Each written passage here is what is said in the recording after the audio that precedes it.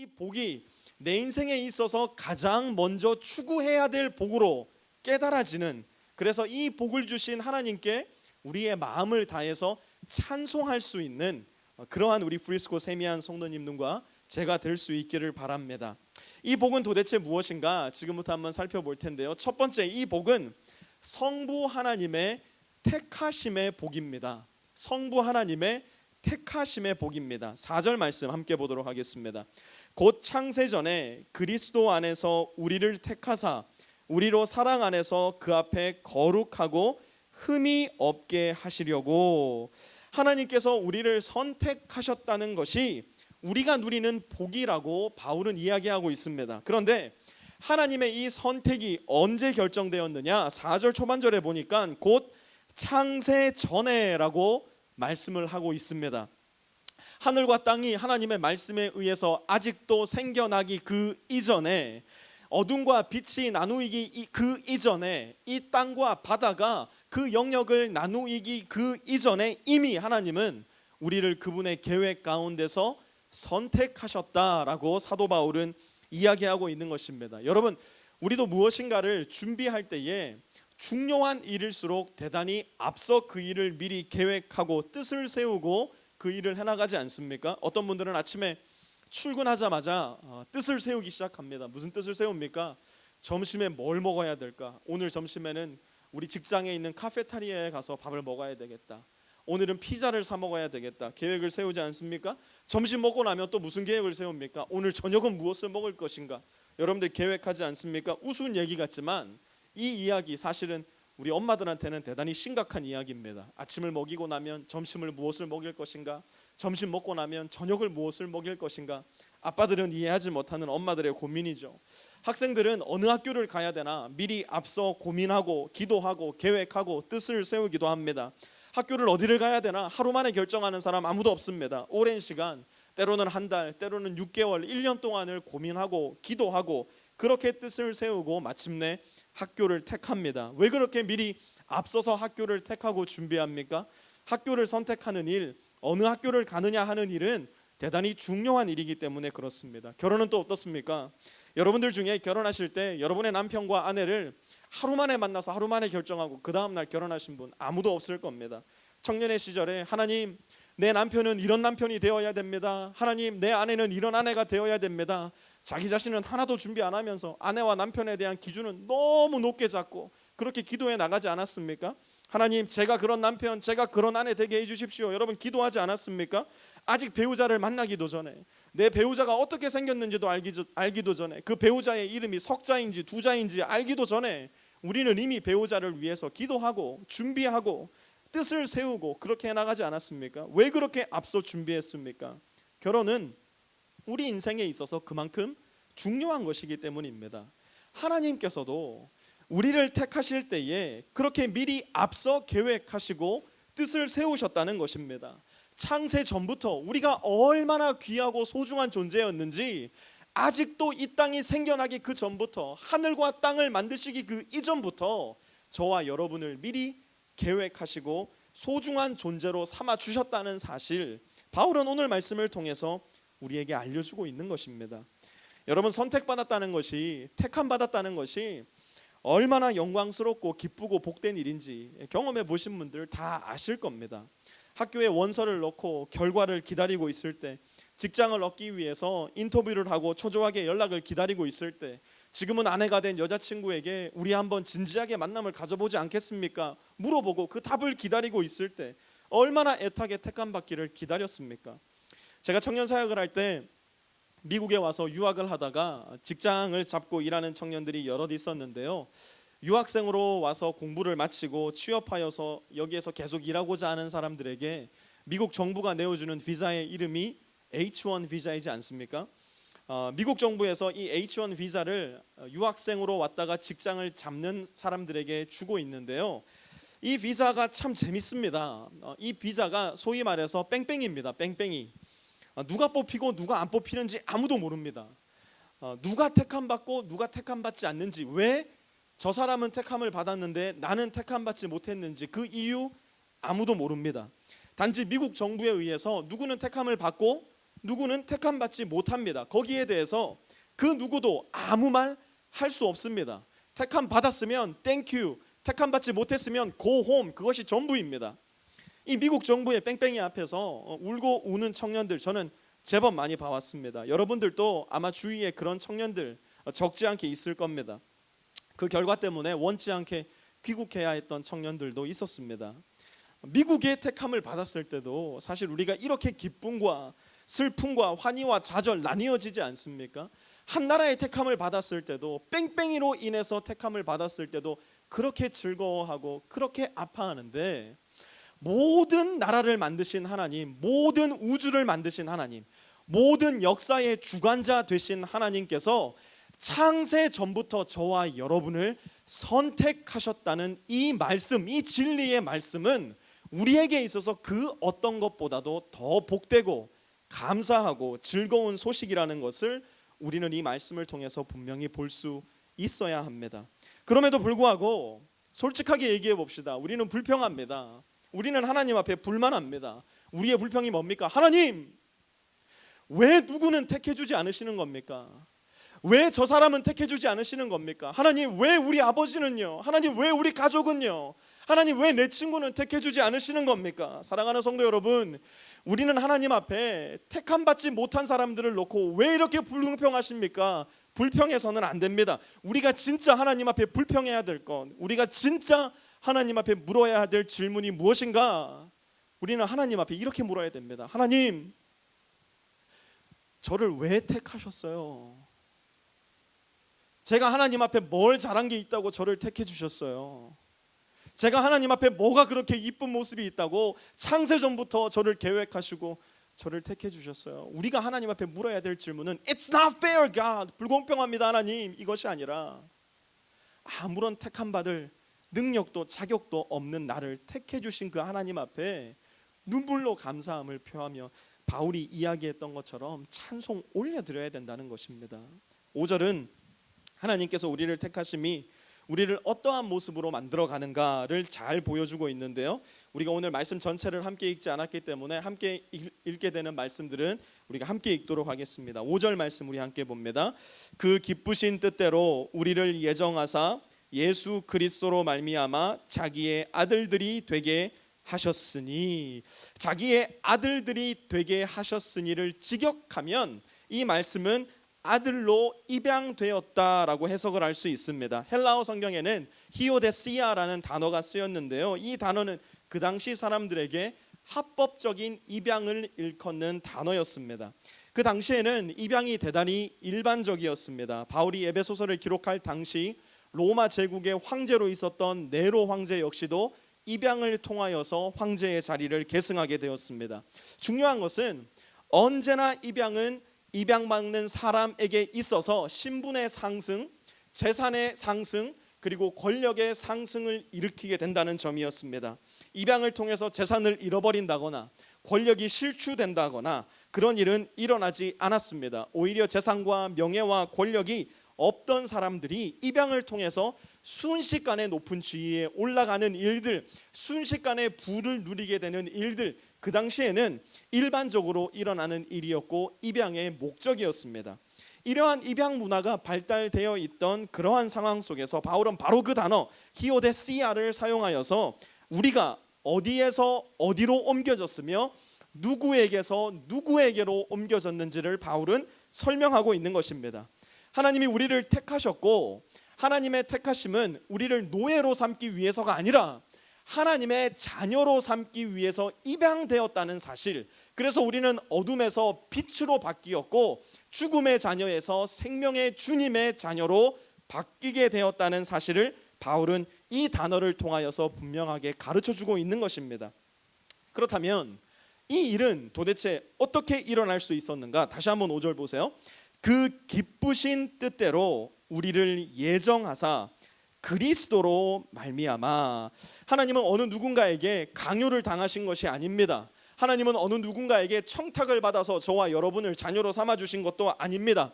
하나님은 우리의 선한 일과 우리의 예쁜 삶으로 인해서 우리에게 설득당하신 것도 결코 아닙니다.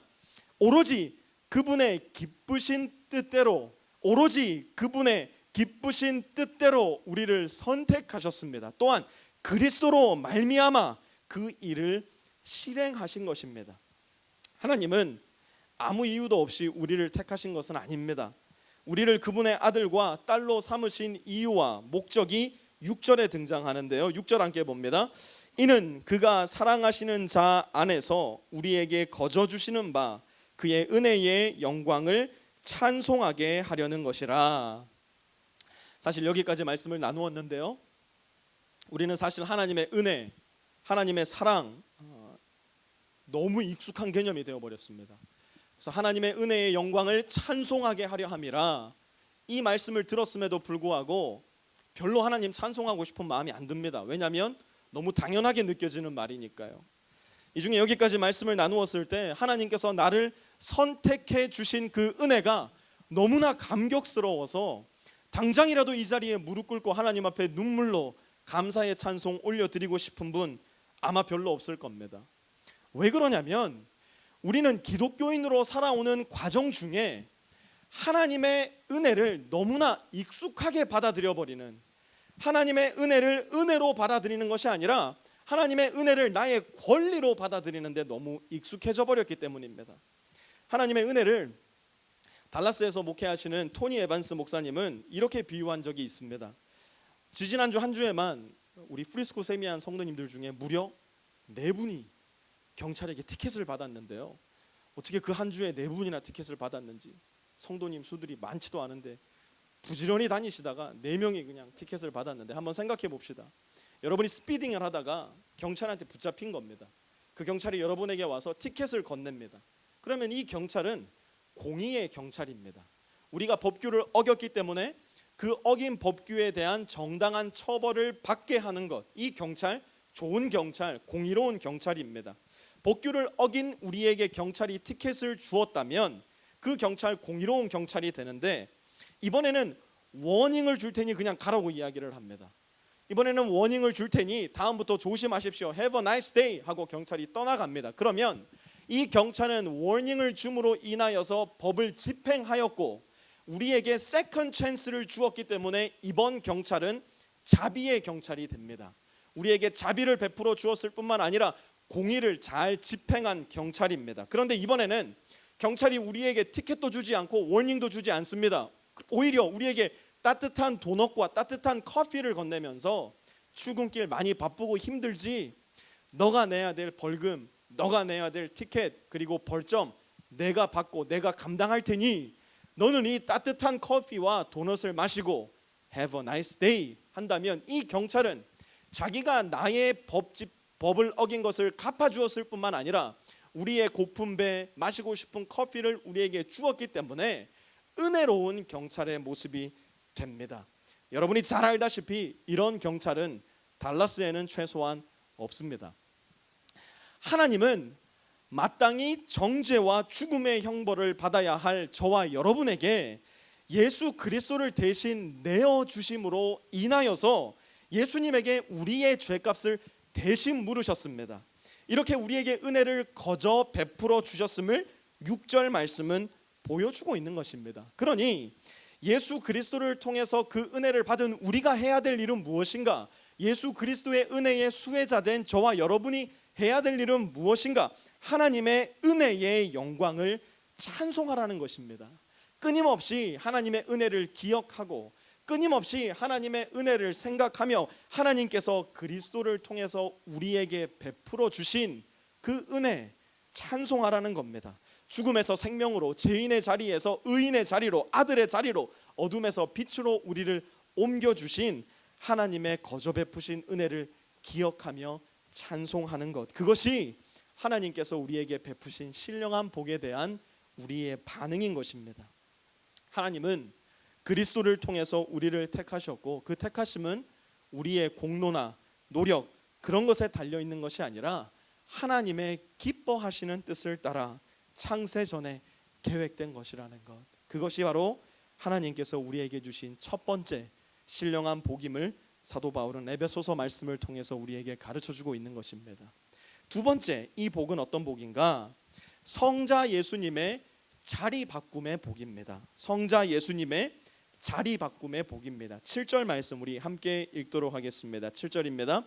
우리는 그리스도 안에서 그의 은혜의 풍성함을 따라 그의 피로 말미암아 속량 곧 죄 사함을 받았느니라. 하나님께서 우리를 창세 전에 택하셨다면 이제 그 하나님의 택하심은 예수 그리스도의 속량 곧 죄 사함으로 말미암아서 실행이 됩니다.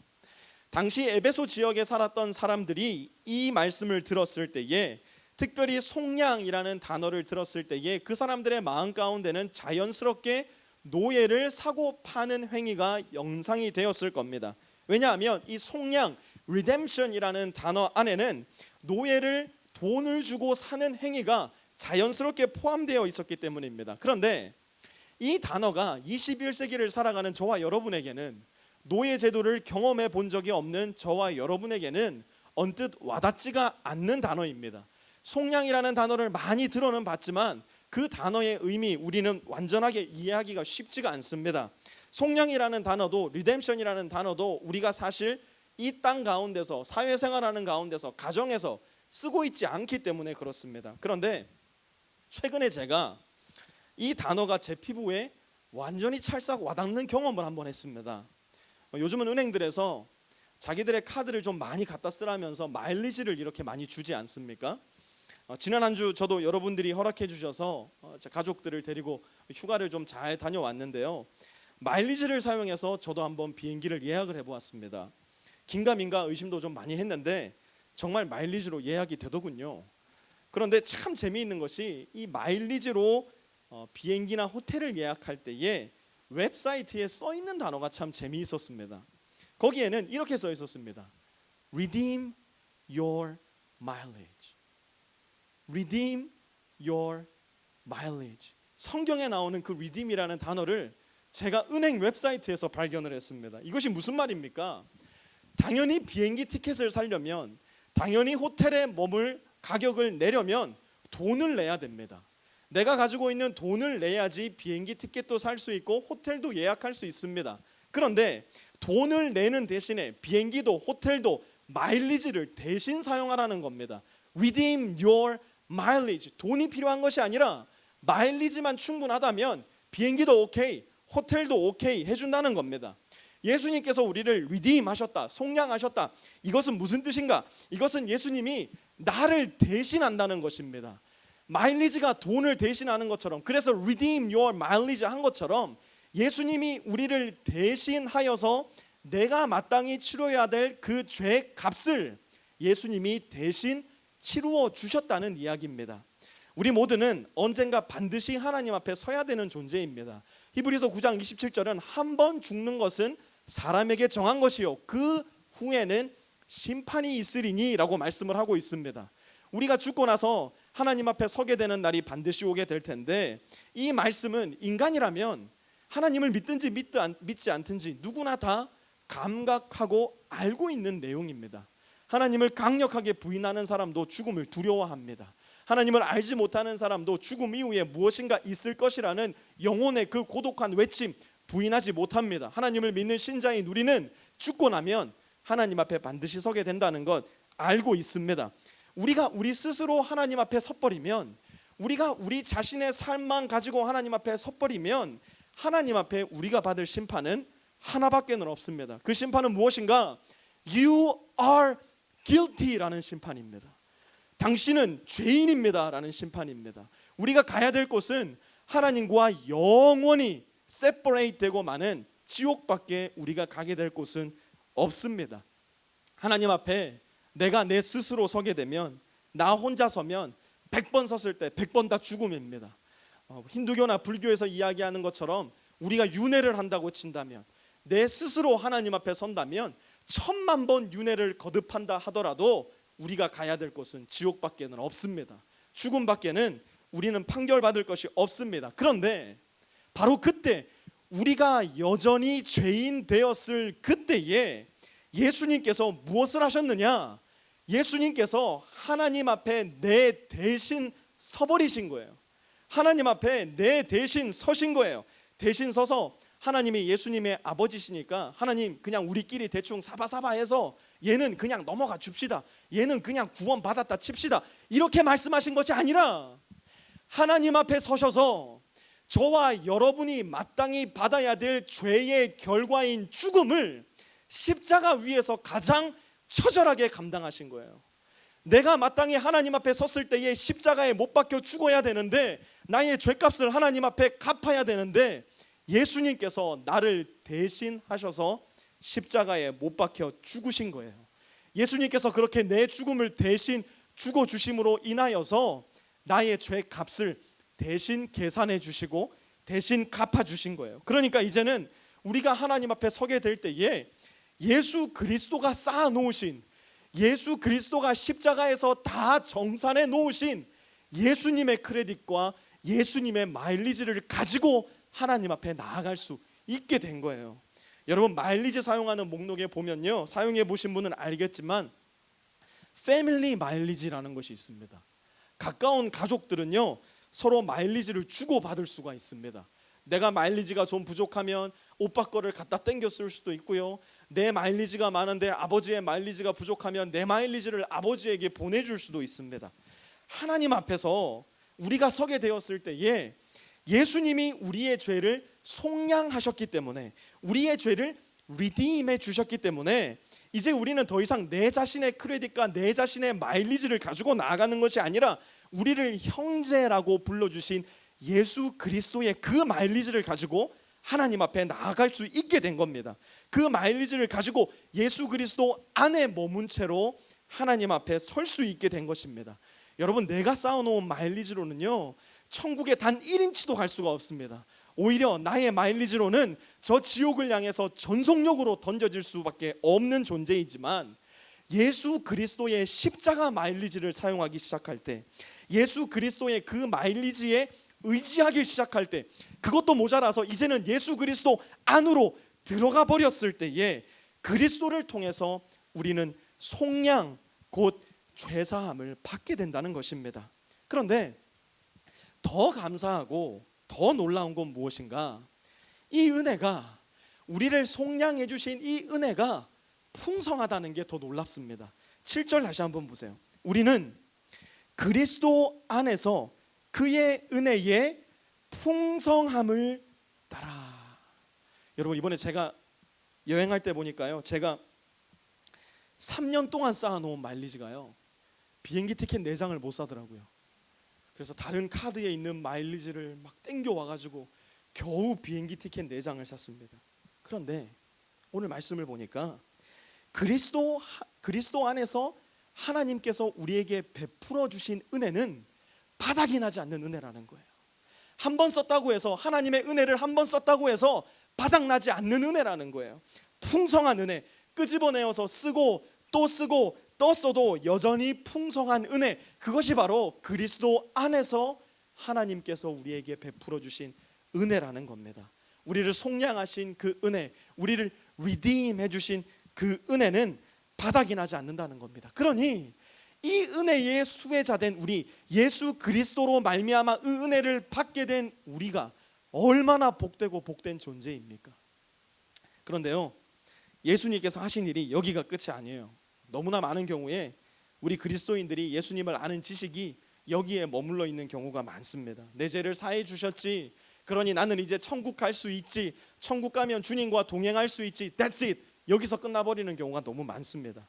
여기까지만 믿어버리니까 예수님이랑 나는 죽기 전까지, 예수님의 나라에 갈 때까지 예수님과 동행할 수 없는 존재. 그러니까 믿기는 믿지만 예수님과의 동행함이 전혀 없는 삶, 그것을 너무나 당연하게 받아들이는 사람들이 많아요. 그렇지가 않아요. 8절 한번 보세요. 8절은 이렇게 말씀합니다. 같이 읽을게요. 이는 그가 모든 지혜와 총명을 우리에게 넘치게 하사. 이제 하나님은 그리스도 안에서, 그리스도를 통해서 모든 지혜와 총명까지도 우리에게 주신다는 것입니다. 지혜는 무슨 지혜냐? 더 이상 우리가 죄의 노예가 되어서 죽음을 두려워하며 살아가지 않는 지혜를 일컫는 말입니다.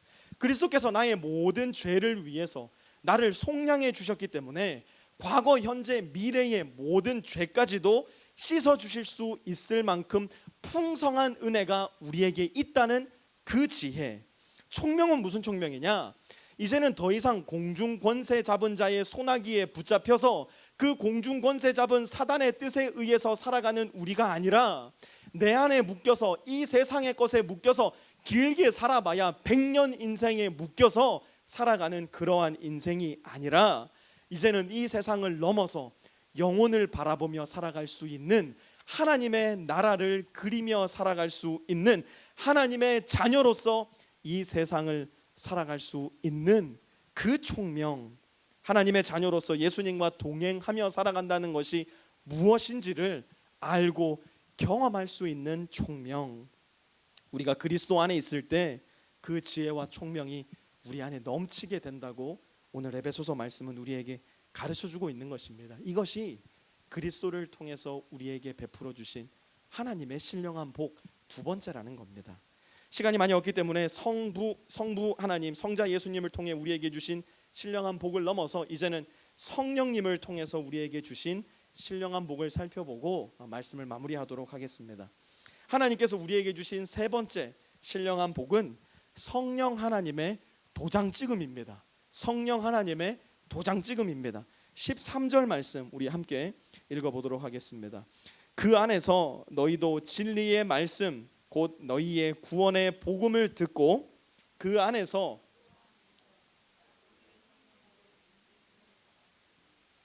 바울은 앞서 성부 하나님의 택하심 또 성자 예수님의 속량하심이 왜 신령한 복이 되는지를 자세히 설명하였습니다. 이제 바울은 성령님의 일하심에 대해 설명하면서 이러한 신령한 복을 나의 것으로 받아들이는 방법이 무엇인가, 또한 이러한 신령한 복이 나의 것이 되었을 때 내 삶 가운데 일어나는 일이 무엇인가 설명을 합니다. 13절 다시 한번 봅니다. 그 안에서 너희도 진리의 말씀 곧 너희의 구원의 복음을 듣고, 먼저 그리스도 안에서 우리를 위해서 선포된 진리의 말씀 곧 구원의 복음을 들어야 됩니다.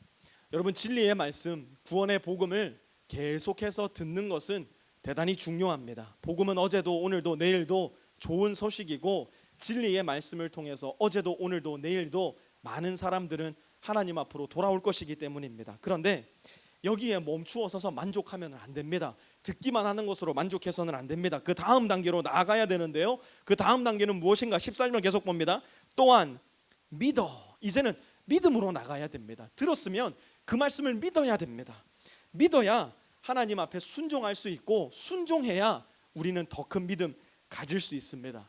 많은 분들이 저에게 그런 이야기를 합니다. 제가 성경이 있는 것에 대해서, 성경을 묵상하고 순종하는 것에 대해서 조금 많이 강조하다 보니까 제법 많은 분들이 지금까지 저에게 그런 질문했습니다. 성경이 안 믿어지는데 어떻게 읽냐는 거예요. 성경이 믿어지지 않는데 어떻게 펼쳐놓고 읽을 수 있냐는 거예요. 성경이 안 믿겨서 읽기가 싫다는 거예요. 안 믿어지면서 드라마는 왜 봅니까? 안 믿어지면서 영화는 왜 보러 다닙니까 도대체? 안 믿어지면서 연애 소설은 왜 읽습니까? 하나도 안 믿기면서도 드라마는 매주마다 기다리며 챙겨보면서, 하나도 안 믿기면서도 개봉한다는 영화 나오면 언제 개봉하냐고, 왜 이렇게 시간이 안 가냐고 초조해하면서 기다리면서, 안 믿어지면서 만화책은 그렇게도 잘 읽으면서, 성경을 안 읽는다는 것은, 성경을 보지 않는다는 것은 안 믿어지는 것이 아니라 우리가 진리의 말씀을 대하는 것을 너무도 싫어하는 악한 세력들에게 순종하기로 결정해 버렸기 때문입니다. 여러분, 진리와 거짓이 싸우면 누가 더 목소리가 큰지 아십니까? 항상 거짓이 목소리가 더 큽니다. 진리와 거짓이 부딪히면 누가 더 바쁜지 압니까? 항상 거짓이 더 바쁩니다. 우리가 말씀을 들으려고 할 때, 진리의 말씀을 내 손으로 열려고 할 때, 우리 가정이 예배의 자리로 나가서 가정 예배로 하나님을 초청하기로 결정할 때에, 기도하려고 내 두 손을 모으기 시작할 때에 공중권세 잡은 자들은 무지하게 바빠지기 시작합니다. 왜 예배 드리지 못하는지, 왜 말씀 읽을 시간이 없는지, 왜 지금 기도하면 안 되는지, 눈만 감으면 자꾸만 가스레인지 생각이 왜 나게 되는지 우리는 한 번쯤은 생각해 보아야 합니다. 사랑하는 성도 여러분, 사탄은요 겉모습만 그리스도인인 사람들 귀찮게 안 합니다. 겉모습만 그리스도인인 사람들 좋아합니다. 오히려 더 격려해 줍니다. 지금 이대로만 하면 아무 문제 없다고, 지금대로만 대충 신앙생활하면 주일날 교회 다니고 성경책 끼고 왔다 갔다 하면 괜찮다고, 대충 그리스도인인 척만 해도 괜찮다고, 그것이야말로 21세기 다원주의 사회 안에서 인정받을 수 있는 괜찮아 보이는 앞서가는 그리스도인의 모습이라고 오히려 사탄은 우리 마음 칭찬해주고 격려해 줍니다. 그러나 뭔가 마음을 고쳐먹고 나의 일상의 삶 가운데에 하나님의 말씀을 내 손으로 펼 뿐만 아니라 이 하나님의 말씀에 순종의 닻을 내리고 순종하기로 결정할 때에, 그리고 말씀이 내 삶 가운데 조금씩 씨앗을 뿌리고 열매를 맺을 수 있도록 말씀을 내 자리 가운데 내어줄 때에, 내 자아를 주님께 비켜드릴 때에, 손을 모으고 기도하기 시작할 때에, 가정에 함께 모여서 예배드리기 시작할 때에 희한하게도 우리 마음은 심란해지기 시작합니다. 그동안 우리 가정에 없었던 가정의 예배를 세우려고 하자, 그동안 없었던 부부간에 전혀 하지 않았던 말씀 생활을 시작하려고 하자, 가정에 세워져 있지 않았던 기도 생활을 시작하려고 하자 왠지 가정에 부부간에 균열이 가는 것처럼 느껴질 때도 있습니다. 여러분 왜 그런지 아세요? 에베소서 2장 말씀 다다음 주에 우리가 함께 살펴보겠지만 드디어 공중의 권세 잡은 사단이 우리 가정 가운데 바빠지기 시작한 거예요. 드디어 공중의 권세 잡은 사단이 우리 가정 가운데 할 일이 생기기 시작한 거예요. 그동안 아무 손 안 대도 괜찮던 저 부부, 그동안 아무 참견 안 해도 괜찮던 저 가정, 그동안 아무런 일을 하지 않아도 충분히 나의 자녀로 살아가던 저 가정 가운데에 하나님의 빛이 비춰지기 시작하니까 사단이 바빠지기 시작한 거예요. 방해해야죠, 막아야죠, 그거 못하게 해야죠. 그러니 당연히 그동안 내 가정에 없었던, 내 삶 가운데 없었던, 내 관계 가운데 없었던 심란한 일들 시작하기 시작하는 겁니다. 여러분 이 중에 혹시 목사의 가정은 믿음의 실천이 늘 평화롭고 하나님의 빛이 하는 소리가 늘 들리고 그렇게 오해할까 봐 제가 한 가지만 솔직하게 고백합니다. 우리 가정도 예배 드리려고 모여 앉을 때마다 희한합니다. Every single Friday 예배 드리려고 모여 앉을 때마다 얼마나 마음이 심란해지는지 모릅니다. 아이들은 전혀 예배에 관심이 없어 보입니다. 아들은 붙잡고 있어도 이리저리 뛰어다니고 계속 카본만 보여달라고 졸라댑니다. 딸은 아빠가 한마디 하면 100마디 하기 시작합니다. 그러다 보니 인내가 부족한 저는 아내를 닥달하기 시작합니다. 여보 오늘 예배 드려야 되니까 예배 준비 잘하세요. 예배 시간 중간에도 아내에게 이야기합니다. 왜 아이들을 컨트롤하지 못하는 겁니까? 지금이 얼마나 중요한 시간인데 지금 아이들이 저렇게 뛰어다니게 그대로 내버려 두는 겁니까? 아내를 닥달합니다. 그러다 보니 아내는 또 마음이 상합니다. 그러니 하나님 앞에 예배를 올려드렸는데 예배를 끝나고 나면 우리 마음 가운데 남은 거는 심란한 상처밖에 없는 것 같습니다. 그런데 여러분 그거 아세요? 그 가운데도 우리 아이들의 마음 가운데는 희한한 진리의 말씀이 심겨져 가기 시작합니다. 그 진리의 말씀이 뭔지 아세요? 우리 가정은 하나님께 예배드리는 가정이구나. 우리 가정은 하나님의 말씀을 함께 듣는 가정이구나. 우리 아빠는 나를 위해서 머리에 손을 얹고 기도해 주는 아빠구나. 우리 아빠는 엄마를 꼭 안아서 기도해 주고 보살펴 주는 아빠구나. 여러분 계속해서 말씀을 읽으세요. 계속해서 말씀을 들으세요. 계속해서 하나님의 말씀에 순종해 나가는 연습을 하세요. 가정의 예배를 세워나가는 연습을 계속해서 해나가세요. 믿음은 자라나는 것이지 하나님을 믿자마자 완성되는 완전체의 모습으로 떡하니 세워져 있는 게 아니라는 거예요. 그러니 바울도 에베소서에서 성도들에게 권면하잖아요. 믿음의 장성한 분량에 이르기까지. 지금 우리가 거기 가 있다는 얘기가 아니잖아요. 하루하루 그렇게 성장하고 성숙한 과정이 필요하다는 것, 그것이 우리가 주님을 따라가는 믿음의 여정이라는 거잖아요. 우리가 그렇게 말씀을 듣고 믿을 때 우리 안에 무슨 일이 일어나느냐, 13절에 보니까 약속의 성령으로 인치심을 받았으니, 우리는 듣고 믿음으로 인해서 약속의 성령으로 인치심을 받은 존재들입니다. 약속의 성령께서 우리에게 도장을 찍어 주셨다는 의미입니다. 지금이야 도장을 찍지 않고 대부분 이렇게 사인을 하지 않습니까? 어떤 공문서에 인을 찍거나 도장 혹은 사인을 할 때 그 의미가 무엇입니까? 이 문서는 제가 증명하는데 어센틱한 문서입니다. 이 문서는 저의 허가를 받은 문서입니다. 이 문서는 저에 의해서 진실됨을 증명합니다. 혹은 이것이 나의 것임을 증명합니다. 그것이 바로 사인이나 인이나 도장의 의미 아닙니까? 성령의 인이 우리에게 찍혀 있다는 것은 무슨 의미인가? 성령의 도장이 우리에게 찍혀 있다는 것은 무슨 의미인가? 우리는 이제 하나님의 자녀가 되었다는 하나님의 보증서인 것입니다. 이제 하나님의 택하심과 그리스도의 속량으로 하나님의 자녀가 된 우리는 성령의 인치심을 받음으로 인해서 그 신분이 완전하고 명확하게 된 것이라는 겁니다. 더 이상 이 땅에 속한 공중의 권세 잡은 자의 어둠과 거짓의 자식이 아니라 하늘에 속한 빛의 자녀, 하나님의 자녀, 진리의 자녀가 되었다는 보증서입니다.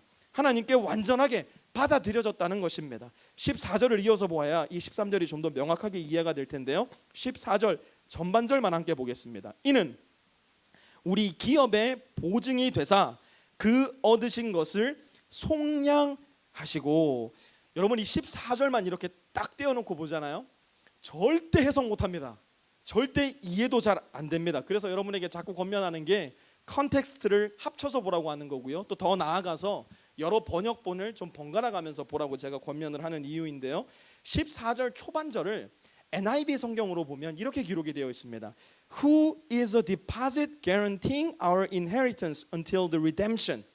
Who 앞에는 13절에 Holy Spirit 성령님이 자리하고 있고요. 그래서 14절에는 이 성령님이 누구인지를 보충해서 설명해 주고 있습니다. 성령님이 누구이신가? 우리가 물려받을 유산의 확실함을 보증하는 디파짓이 되셨다는 거예요. 언제까지 우리의 디파짓이 되셨는가? Until the redemption. 우리의 속량 때까지, 우리가 속량 받을 때까지. 우리는요 여러분 아직 구원받지 않았습니다. 우리는 여러분 아직 하나님 앞에 서지 않았습니다. 우리가 그리스도를 통해 구원받았지만 그것은 앞으로 하나님 앞에 설 때 최종적으로 완성될 일이지 이미 다 끝난 일이 아니라는 이야기입니다. 그 증거가 무엇입니까? 우리는 하나님의 자녀로 살아가지만, 하나님의 자녀라는 성령의 도장이 우리 안에 찍혀 있지만 여전히 우리는 세상 가운데서 비틀거립니다. 여전히 우리는 죄 가운데서 살아갑니다. 넘어집니다. 하나님께서 싫어하시는 거 뻔히 아는 일도 우리 제법 잘합니다. 그러나 하루하루 조금씩 아주 더디지만 더 그리스도의 장성한 분량에 이르기 위해서 여전히 분투하는 것이 바로 저와 여러분의 삶입니다. 그러니 우리 마음속에 자꾸만 의심이 생기는 거예요. 어떤 의심이냐? 내가 진짜 하나님의 자녀일까? 내가 이렇게 사는데도 하나님이 날 사랑해 주실까? 이 정도밖에 안 되는데 내가 정말 구원받은 게 맞을까? 예수님이 정말 날 위해 죽어주신 것일까?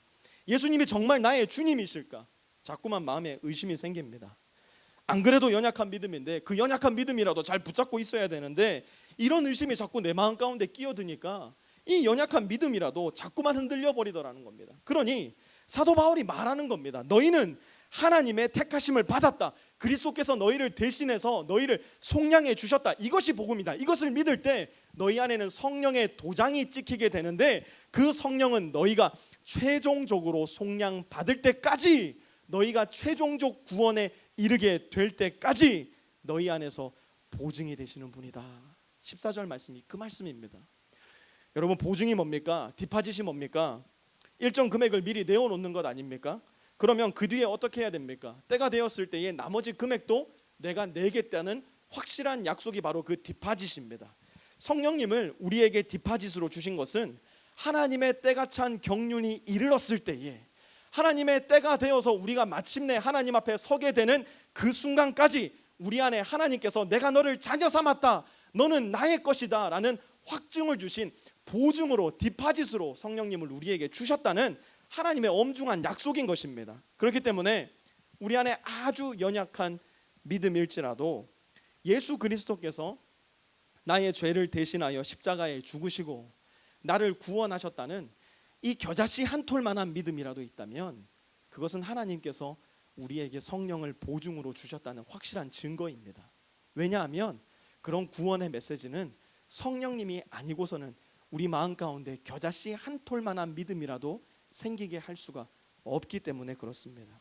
내 안에 예수님을 믿기 이전에는 아무렇지도 않게 말하고 행동하고 선택했던 부분들에 대해서 무엇인가 마음에 불편함을 느끼기 시작하고 이전에는 하지 않았을 법한 말과 행동과 선택을 내 안에 계신 예수님 때문에 내가 선택하고 있다면 그것은 성령께서 내 안에 계시다는 명백한 증거입니다. 왜냐하면 그러한 삶의 선택은 성령님이 없이는 전혀 불가능한 것이기 때문에 그렇습니다. 그러므로 사랑하는 프리스코 세미한 성도 여러분, 우리 안에 이러한 성령의 일하심의 증거가 조금이라도 있다면, 이러한 성령의 일하심의 증거가 겨자씨 한 톨만큼이라도 우리 안에 있다면 우리는 하나님의 택하심을 받은, 예수 그리스도의 속량의 은혜를 받은, 또한 성령의 인치심을 받은 하나님의 자녀임을 더욱더 확증할 수 있어야 합니다.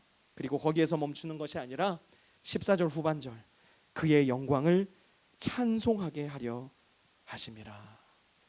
하나님의 은혜를 감사하며 하나님이 주신 신령한 복에 감사하며 그 은혜를 찬송할 줄 아는 하나님의 자녀 우리가 되어야 합니다. 사랑하는 프리스코 세미한 영도 여러분, 하나님의 신령한 복은 사실 모든 인류에게 하나님께서 베푸신 모든 이들을 위한 복입니다. 그러나 동시에 이 복은 믿음으로 그리스도 안에 거하기로 작정하고 결단한 사람들에게만 한정되는 복입니다. 많은 사람들이 여기에 대해서 불편함을 느끼고 결단을 내리기를 뒤로 미루기도 합니다. 그러나 이것은 어떤 의미에서 대단히 간단한 것입니다. 어린 시절 우리 모두가 경험해 보았던 술래잡기를 할 때, 오재미를 할 때, 피구를 할 때 누군가가 나를 선택해서 넌 내 편이라고 이야기를 해줄 때 거기에 가서 그 편이 되어서 즐겁게 노는 것과 하나님의 선택은 어떤 면에 있어 대단히 흡사합니다. 차이가 있다면 실력이 없는 나는 늘 언제나 가장 마지막에 택함을 받았거나 그마저도 택함받지 못하면 친구들이 노는 모습을 물끄러미 지켜보며 서운해했을 뿐이었지만, 하나님께서 저와 여러분을 택하심은 그렇게 택하신 것이 아니라 창조 전부터 이미 저와 여러분을 마음에 계획하시고 창조 전부터 이미 여러분과 저를 향한 구원의 계획을 가지고 계셨으며, 마침내 때가 되어 저와 여러분이 이 세상에 태어나게 되었을 때 그 순간부터 우리를 기다리시며 우리의 마음 문을 두드리신 분이 바로 하나님이라는 사실입니다. 말씀을 마무리하면서 저는 편가르기를 좀 해보려고 합니다. 우리가 살아가는 이 세상은 어쩔 수 없이 정확히 두 편으로 나뉩니다. 하나는 하나님 편이고 다른 하나는 공중권세 잡은 사단의 편입니다. 중간 편은 절대 존재하지 않습니다. 우리는 자연적으로 공중권세 잡은 사탄의 편으로 태어납니다. 그렇게 태어난 우리는 운명적으로 아담의 죄를 유전받아 죽음을 향해서 또한 지옥을 향해서 달려가는 존재입니다. 하나님은 그런 우리를 그대로 내버려 두지 않으시고 창세 전부터 택하셨을 뿐만 아니라 2000년 전에 하나님의 본체 되신 예수 그리스도를 이 땅에 보내어 주심으로 말미암아서 우리를 속량하시기로 작정하셨고 그 일을 실행하셨습니다. 내 편이 되라는 초청을 예수님을 통해서 보내신 겁니다. 초청을 계획하셨을 뿐만 아니라 예수님을 통해서 초청장을 우리의 손에 들려주신 것입니다. 이제 하나님은 우리가 그 초청장을 보고 그 초청장을 읽고 믿기를 기다리십니다. 그리고 언제든지 그 초청을 받아들이기만 하면 성령의 도장을 우리의 영혼 가운데 찍어주시기 위해서 지금도 우리의 마음 문 앞에서 기다리고 계십니다. 사랑하는 프리스코 세미한 성도 여러분, 어느 편이 되시겠습니까? 최초의 우리 조상 아담과 하와를 하나님으로부터 갈라놓고 모든 인류를 죽음의 두려움 속으로 가두어 놓았을 뿐만 아니라 우리의 영혼을 지금도 훔치고 죽이고 멸망시키려고만 하는 사탄의 편이 되시렵니까? 아니면 하나님을 버리고 거짓의 아비인 사탄에게로 떠났음에도 불구하고 창조 전부터 우리를 여전히 계획하시고 우리를 만나 주시기 위해서 치밀한 계획을 세우시고 예수 그리스도를 통해서 십자가에서 우리의 죄값을 대신 갚으시고 그 속량의 은혜를 확증하시기 위해서 성령의 도장을 찍으셔서 우리의 구원을 완성시키기로 작정하신 그 하나님의 편이 되시렵니까? 하나님은 여전히 우리의 마음 문 앞에서 우리의 결정을 기다리십니다. 아직 결정할 수 있을 그때에 편을 정하시는 것이 하나님에게도 기쁨이요 우리에게 복이 됩니다. 더 이상 우리가 선택할 수 없는 그때에 우리는 하나님의 편이 되고자 노력하는 때가 반드시 올 것입니다.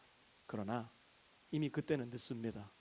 여전히 우리에게 기회가 있을 때, 여전히 우리에게 시간이 있을 때 올바른 편에 쓰셔서 올바른 하나님의 복을 누리시며 그 복에 대하여 하나님께 찬송 올려드릴 수 있는 저와 우리 모든 프리스코 세미한 성도 여러분들 되시기를 우리 주 예수 그리스도의 이름으로 축원합니다. 이 시간 함께 기도할 텐데요, 오늘 말씀을 다시 한번 생각해 보시면서 특별히 하나님이 우리에게 주신 신령한 복 다시 한번 되뇌어 보시기 바랍니다. 또한 과연 이 복을 내가 정말 즐거워하고 있는가? 내가 이 복에 대하여 하나님께 진정 찬송하고 있는가? 하나님 앞에 자기 자신을 다시 한번 돌아보시기 바랍니다. 또한 가장 중요하게 나는 과연 하나님의 편인가? 하나님이 나를 택해 주셨는데 나는 하나님의 택함 받아 그 편이 되었는가? 여러분들 자신의 영혼의 상태를 스스로 점검해 보시는 시간 되시길 바랍니다.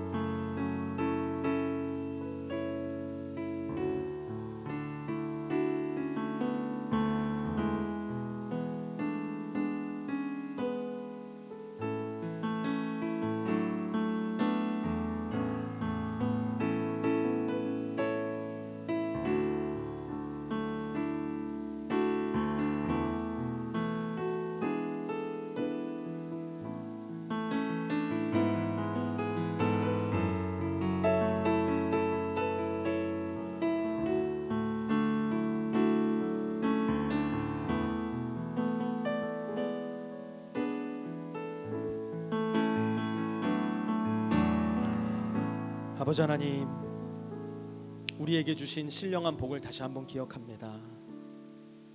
아무 자격 없는 우리를 창조 전부터 계획하시고 택해 주셔서 감사합니다. 우리를 위해서 예수 그리스도를 이 땅에 보내어 주시고 우리의 자리를 대신하여 예수 그리스도가 죽음의 자리에 서게 하시며 십자가의 죽음을 통하여 그의 피값을 통하여서 우리를 구원해 주신 그 은혜를 찬양합니다. 또한 우리가 그 은혜를 우리 마음 가운데 받아들였을 때에 성령의 인으로 우리를 봉하여 주시고 성령의 도장으로 우리를 확증하여 주시어서 구원의 날까지 우리의 영혼을 안전하게 지켜주시니 또한 감사와 찬양을 드립니다. 하나님, 우리가 이 하나님의 신령한 복을 잘 기억하고 하나님의 신령한 복을 찬양할 수 있는 주의 자녀들로 설 수 있도록 도와주시고, 또한 아버지 하나님, 우리가 하나님 편이 되어서 하나님에 속하여서 하나님의 나라를 위하여 하나님의 나라를 바라보며 살아가기에 부족함이 없는 하나님의 자녀들 다 될 수 있도록 주님 인도하여 주시옵소서. 이제는 우리 주 예수 그리스도의 은혜와 하나님 아버지의 무한하신 사랑하심과 성령의 내주 교통하심이 오늘 이 자리에 머리 숙여 하나님 앞에 예배드리며 하나님께서 우리에게 주신 신령한 복을 기뻐하며 하나님을 찬송하며 이 교회를 떠나가는 우리 모든 프리스코 세미한 성도들 머리머리 위에와 그들의 직장 위에, 학교 위에, 가정 위에, 모든 관계들 위에 이제로부터 영원까지 함께하옵시기를 간절히 축원하옵나이다. 아멘.